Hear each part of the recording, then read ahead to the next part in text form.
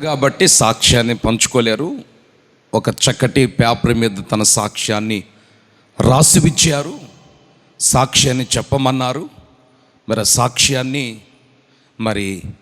చదువుతున్నప్పుడు, సాక్ష్యాన్ని పంచుకుంటున్నప్పుడు మీరు చాలా జాగ్రత్తగా వినవలసిందిగా ప్రేమతో కోరుచున్న. హల్లెలూయా.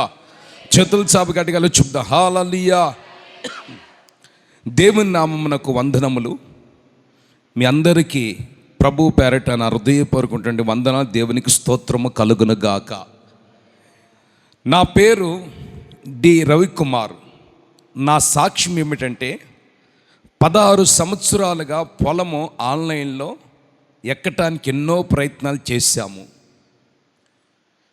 ఇంచుమించుగా ఎన్నో ప్రయత్నాలు చేశాము, ఎన్నో డబ్బులు ఖర్చు పెట్టాము.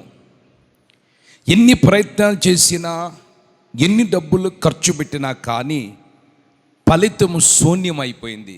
మిగిలింది కన్నీరు తప్పితే మిగలేదు. దేవుని వాత్సల్యతను బట్టి మేము పాస్టర్ గారి దగ్గరికి వెళ్ళి ఈ విషయాన్ని చెప్పి నిత్యము ప్రార్థన చేయించుకుంటూ ఉన్నాము. దేవుడు జ్ఞాపకం చేసుకొని ఆ ప్రార్థన ఆలకించి మా పొలం ఆన్లైన్లోకి ఎక్కటానికి ప్రభు సహాయం చేశారు.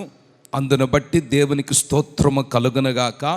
ప్రార్థించిన సేవకులకి నా హృదయపూర్వక వందనాలు తెలియజేస్తున్నాను. హల్లెలూయా.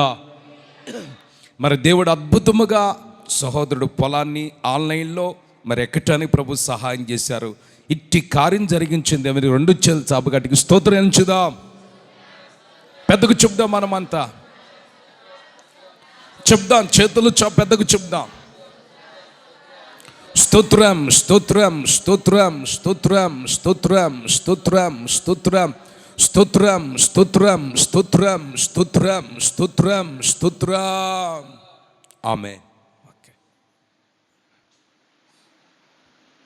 ఇంకా సాక్ష్యము కలిగిన వారు లేచి నిలిచి మీ సాక్ష్యాన్ని పంచుకోవచ్చు. ప్రభు సన్నిధిలో ప్రభు చేసిన మేలని